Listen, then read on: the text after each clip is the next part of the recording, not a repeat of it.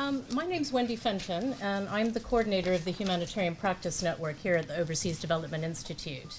And on behalf of ODI and the British Red Cross, I'd like to welcome you and our online audience today to the launch of the World Disasters Report 2014, published by the International Federation of the Red Cross and Red Crescent Society.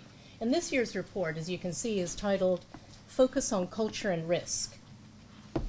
And it aims to place culture front and center of the disaster risk reduction and climate change adaptation agendas.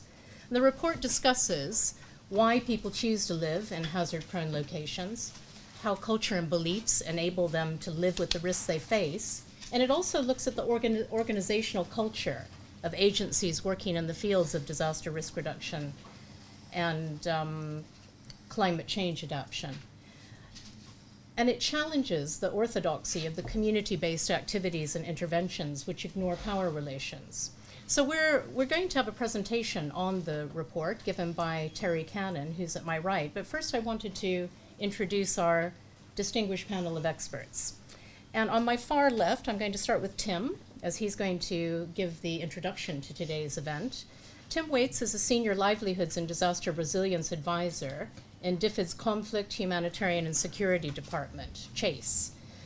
His background is in food security and addressing risk and vulnerability of the poorest rural populations in low-income countries.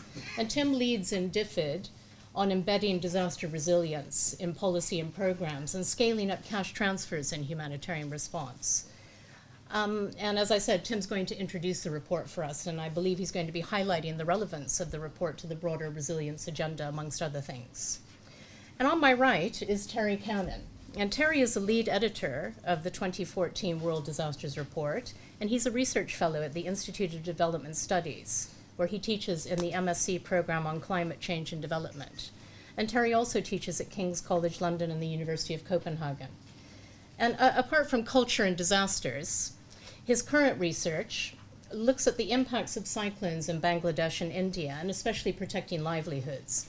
And he's the co-author of At-Risk Natural Hazards, People, Vulnerability, and Disasters, published in 1994 and 2004. And I'm going to hand over to Terry in a minute so he can give his presentation. We also are lucky enough to have with us two distinguished discussants. And on my left here is Nick Hall, who is the head of disaster risk reduction and climate change adaptation at Save the Children. And Nick has specialized in disaster risk management for the past 20 years.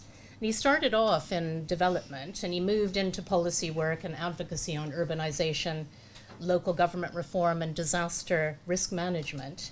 And he's a founder member of Children in a Changing Climate, which is a coalition of agencies dedicated to promoting children's rights, especially their rights to protection and participation. And then last but certainly not least, on my far right here is Mo Hamza, who is Professor of Disaster Risk Management and Vulnerability Studies at the University of Copenhagen. Mo has nearly 30 years of experience working in disaster risk reduction, and his experience is too extensive to actually list here today. So suffice it to say that he is currently an independent consultant, and he's worked as an advisor to several aid agencies in countries such as Afghanistan, Bangladesh, Sierra Leone, and Liberia, amongst many others. So having said that, I'm now going to turn over to Tim to give us our introduction. Thank you, Tim.